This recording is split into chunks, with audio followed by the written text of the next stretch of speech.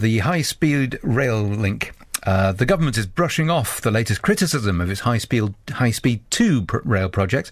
A new fast train line would run from London to Birmingham, and then a second phase would see branches to Leeds and Manchester.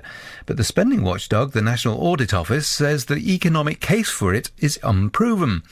And it claims that there's a £3 billion funding gap, about a tenth of the total cost. The Chancellor, George Osborne, is rejecting the report. Well, I don't accept that the report is as up-to-date as it should be, because actually we don't have any hole in the financing. And look, frankly, people were against the building of the M1, the M25, the Channel Tunnel.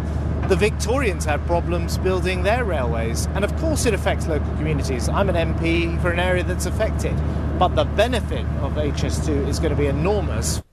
But that's not the only accusation of out-of-date figures. Critics of High Speed 2 say that the statistics the government uses to justify the project are also flawed.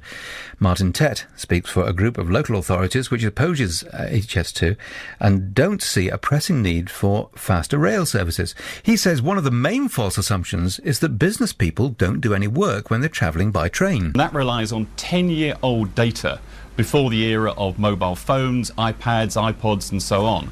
Now, to say that people don't work on trains is absolutely ludicrous. If you strip that away, and the other points that the National Audit Office pick up, you find that for every pound of taxpayers' money invested in the first stage of this, it actually loses 60 pence. The Labour Party backs the concept of High Speed 2, but claims the project is running off course. The Shadow Transport Secretary, Maria Eagle, says ministers are wrong to dismiss the spending watchdog's concerns. I think it's ill-advised and wrong for ministers simply to attack the National Audit Office as fretting bean counters, which is one of the phrases that's been used. They're a respected group of people who audit the government's spending for value for money. They should listen and take action to deal with the points that the National Audit Office have raised. But one of High Speed 2's biggest fans thinks people are worrying too much about the cost. Pete Waterman, the former pop music mogul and lifelong train enthusiast, says history shows that there's always been opposition to rail projects, but that's invariably forgotten once they're up and running. He thinks Britain's railways are in a desperate need of modernisation. Imagine getting an Austin 7, all of those that are old enough to remember Austin 7s, and saying, go to Leeds every day in an Austin 7. You wouldn't even consider it. Yet some of our trains were built in 1963. We can't go on anymore, and all the arguments, and of course it's devastating, of course it's a massive upheaval. But at some point you have to bite the bullet and say, we must modernise for the future. In the present plans, it'll cut through the village of Church Fenton. Joining me now is Parish Councillor Joe Mason, who coordinates the campaign against HS2. What do you think of what you've heard today? We were very pleased with what we heard from the National Audit Office. They basically backed up what the anti-HS2 lobby have been saying for 3 years. And for the government to dismiss their findings seems a bit ridiculous. I mean, why have a National Audit Office if you're just going to poo-poo everything they say? It seems to me that they have backed up what we've been saying. In all respects, the business case is dodgy, the economic case is dodgy, there's no evidence about the jobs created, there's no evidence that there's a capacity issue, and certainly they're saying that there's no evidence that it could rebalance the north-south divide. So, you know, we welcome what they're saying because it's vindicating everything we've said, that this is a flawed project, it's an unnecessary project, and it will not bring benefits to this country. Do you feel like you've got more in your ammunition?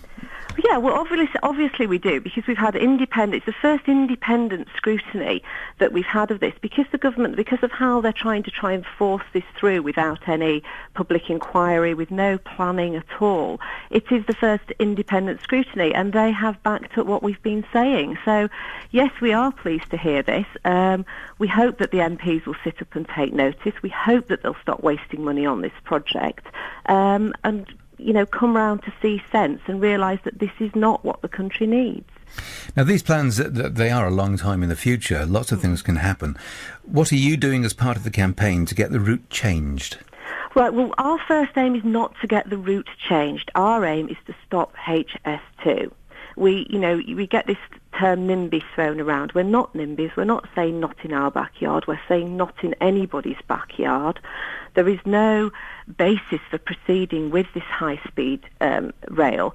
It's going to be out of date long before it's finished. Like you say, it's many years in the future.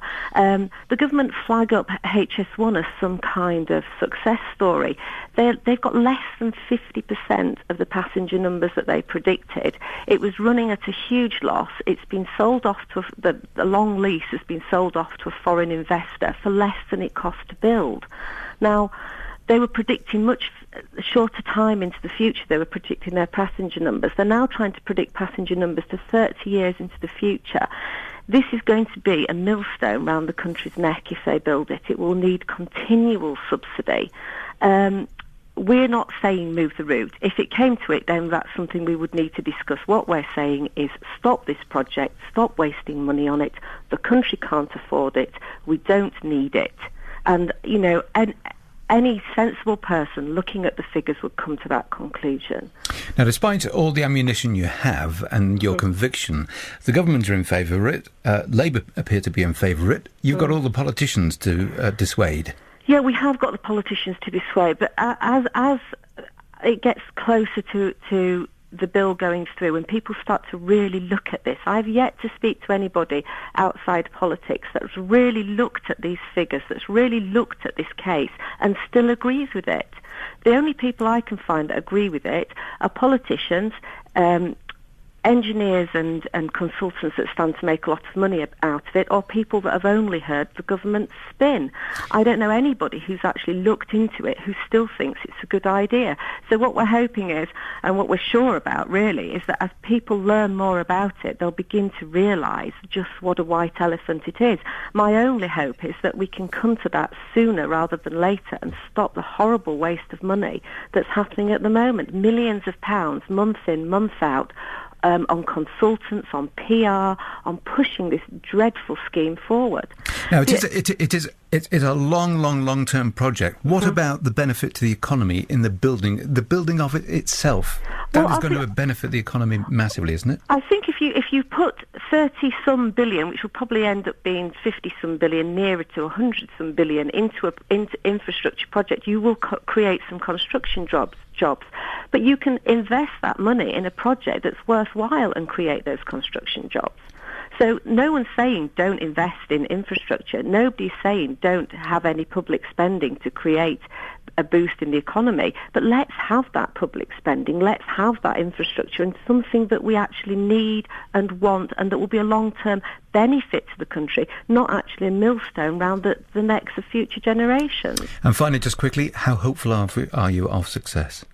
I'm very hopeful of success. I'm very hopeful. I just don't think they can keep pulling the wool over people's eyes indefinitely. You know, we've got awful austerity measures. There's cuts across the board. We really cannot afford to squander money in this way.